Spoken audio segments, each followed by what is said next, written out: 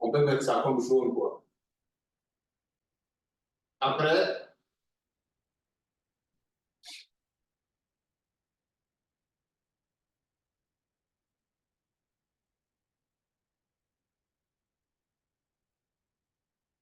si on est testé du jour, on passe, ça aussi, moi aussi j'ai vu qu'on pouvait mettre ici d'abord confirmé du jour après le décès, parce que le décès est au plus confirmé.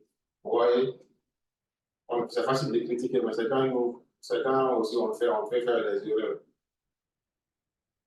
Donc ici, on a testé du jour, cumul hospitalisé, ça on a mis ça en jour. Après, on a décès du jour et cumul confirmé du jour, ça aussi on a mis. Donc, c'est les deux informations qui sont en rouge. Donc, quand on voit le tableau, on sait directement les bonnes informations, on sait les mauvaises informations, les moins, et on connaît les différents problèmes, et on connaît les rouges. Donc, à travers les codes, déjà, les couleurs et les titres, ils sont pareils. Les fonds aussi sont pareils. C'est les couleurs seulement qui nous disent c'est quoi le problème.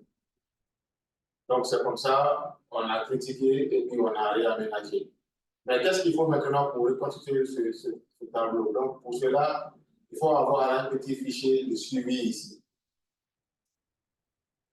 des différents jours. Donc, c'est ça qu'ils vont avoir chaque jour, s'il y a un nouveau jour, on vient, on alimente, on met par exemple ici le 20.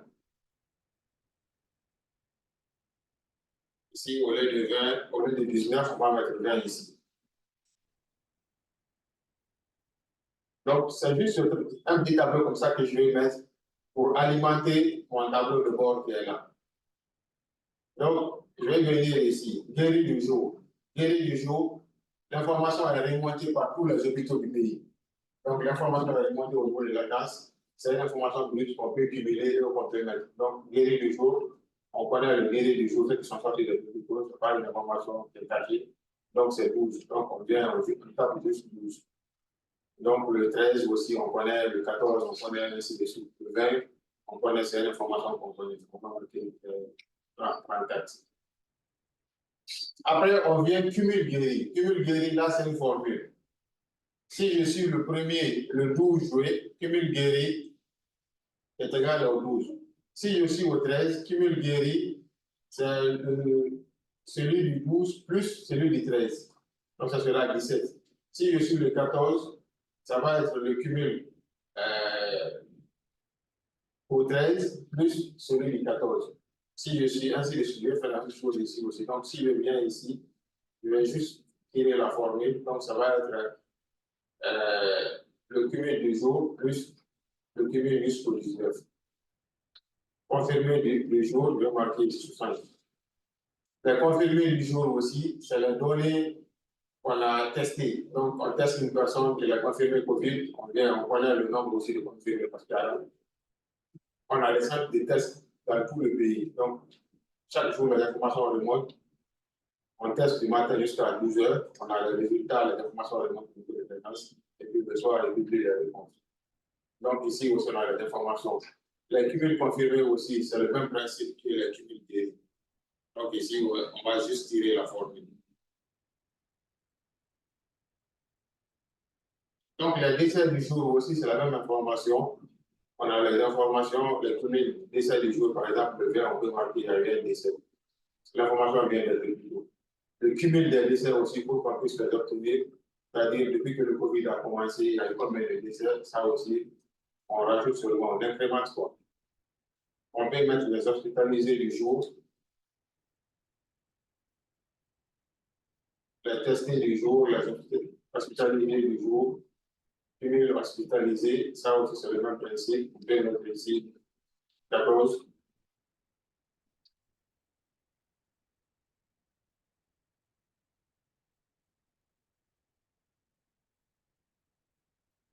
Donc les vaccins aussi, il y avait les doses. Donc on pouvait rajouter première dose, deuxième dose. Donc ça aussi, on pouvait rajouter ça comme information dans le tableau même. Ça peut charger le tableau de bord. Ça, j'ai juste mis dans mon suivi ici, mais je ne l'ai pas reporté directement ici.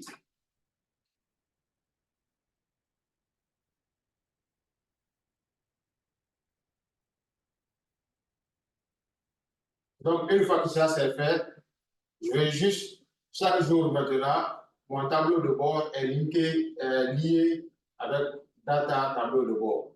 Donc, si je suis le 20, pour que mon tableau de bord puisse prendre les informations du 20, je vais venir juste, je prends ça ici, je viens ici.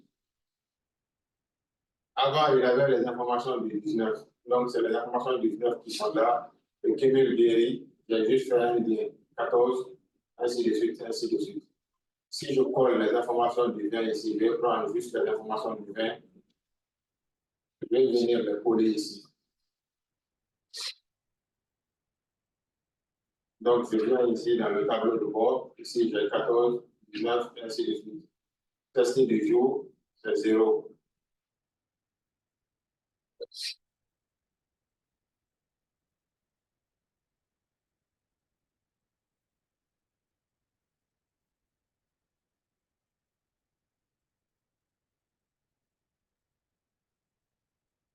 Tester du jour, ici, c'est 0.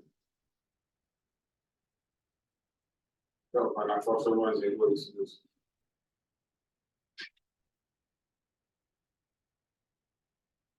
Donc, mes informations changent chaque jour. Donc, ça sera la même chose. Si je suis le 21, je vais juste insérer, je vais marquer les informations du 21. Si je vais les copier, puis je copie ici, puis c'est bon, mon tableau de bord est bien à jour. Donc, pour faire le lien, j'ai juste fait ici égal. Ici, je viens lier ici, 34. Donc, ici, cumul décidé, c'est M, data M13. Donc, je fais data M13 ici. Data M13, c'est ici. Donc, je considère juste cumul première vaccin. Donc, j'ai ça. C'est de cette manière que l'information est reportée dans le tableau ici. Ici, donc, ici aussi, on peut le séparateur.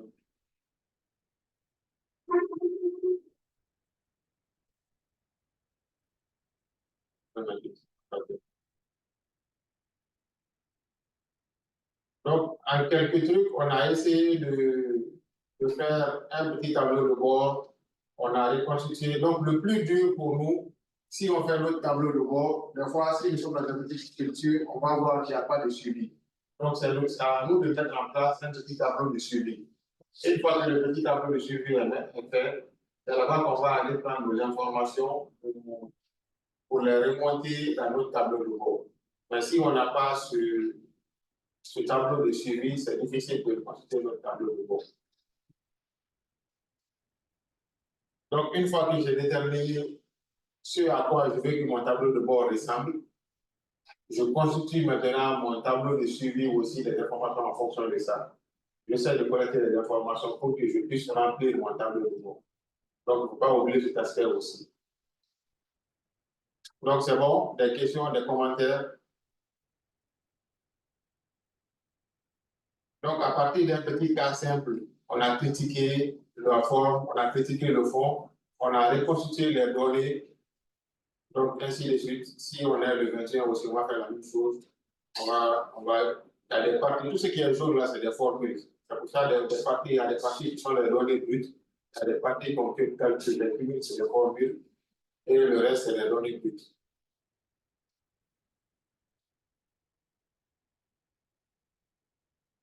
C'est bon?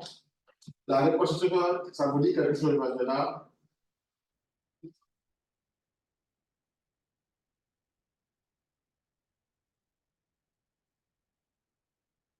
Pour ceux qui sont en ligne, c'est bon? Des questions, des commentaires?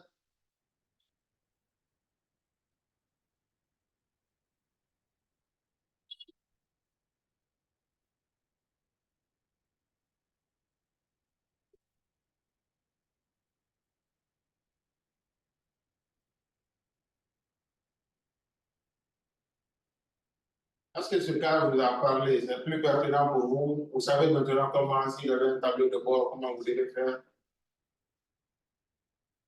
Hein? Vous êtes à l'aise? Ok.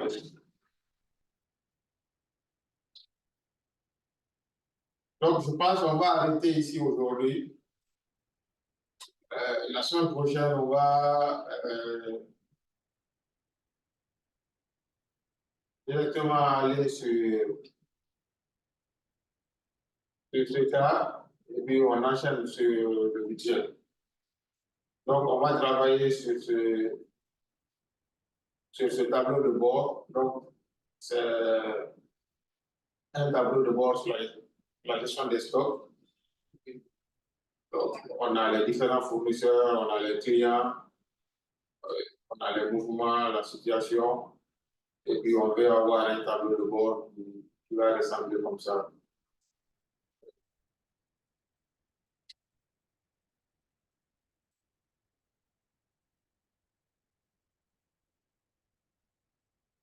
Donc, je vais avoir le total de mon stock, je vais avoir le nombre d'articles au niveau de toutes les entrées, ce qui est vendu, les sorties, et je vais avoir un graphique comme ça avec des parts de marché, et je vais avoir une installation ici, quand je clique dessus, pour qu'il puisse changer les différentes informations.